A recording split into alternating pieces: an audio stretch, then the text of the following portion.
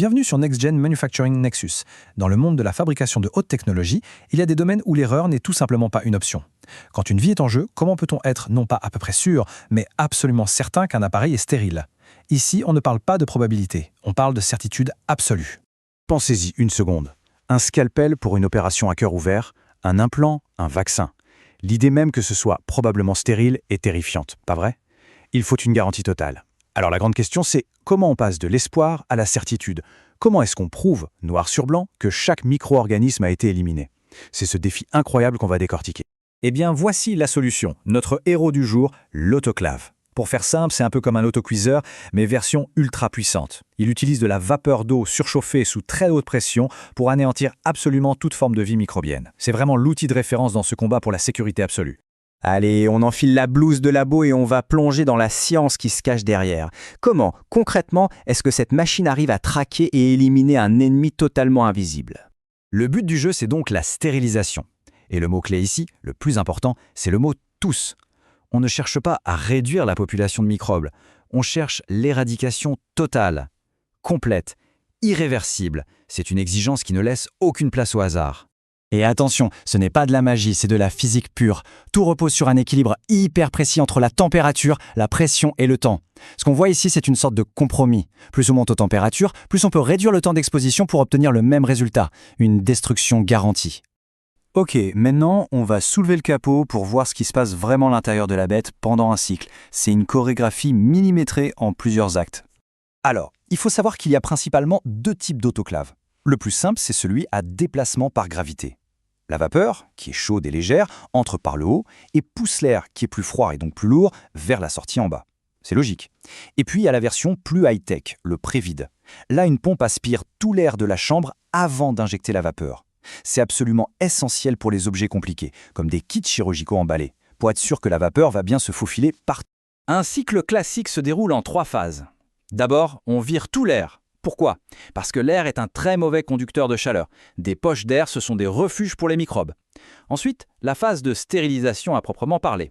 La vapeur saturée est maintenue à la bonne température et pression pour faire son travail. Et enfin, le séchage.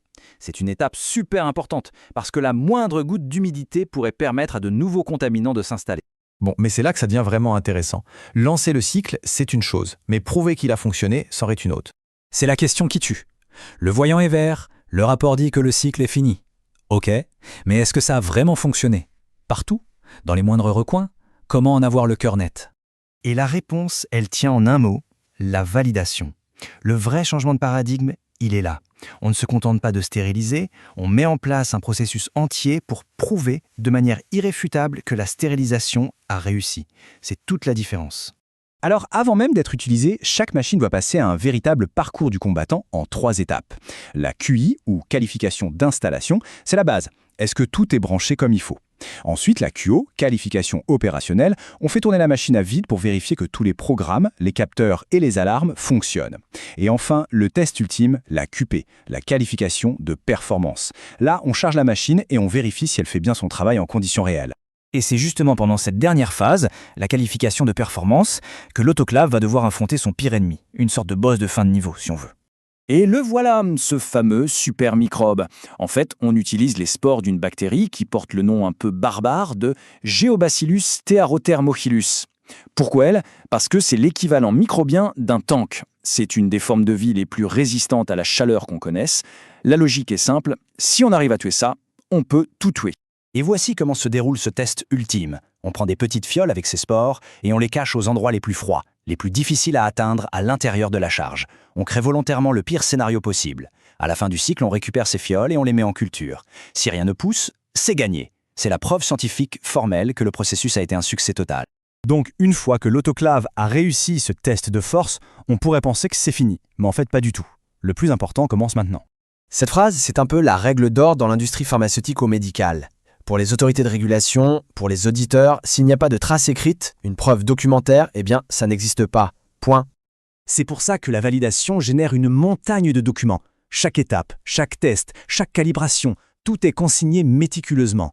Ça crée une piste d'audit en béton armé, une traçabilité totale qui prouve que tout a été fait dans les règles de l'art. C'est indispensable pour l'assurance qualité et pour les inspections. Et ce n'est pas un processus qu'on fait une seule fois. La validation, c'est un engagement sur le long terme. On la répète à intervalles réguliers pour s'assurer que les performances de la machine ne bougent pas avec le temps. Tout ça, bien sûr, est encadré par des normes internationales très strictes, comme l'ISO 17665 et ce qu'on appelle les bonnes pratiques de fabrication ou BPF. Voilà ce qu'il faut retenir. La validation, c'est ce qui fait le pont entre l'espoir et la certitude. C'est ce processus rigoureux qui transforme une supposition, même éclairée, en une preuve scientifique et documentée. On vient de voir toute la rigueur qui se cache derrière une seule machine, un seul processus. Ça donne le vertige, non? Alors, ça amène une question. Combien d'autres processus comme celui-ci, invisibles mais cruciaux, se déroulent en permanence tout autour de nous, juste pour garantir notre sécurité de tous les jours? C'est une pensée qui laisse songeur.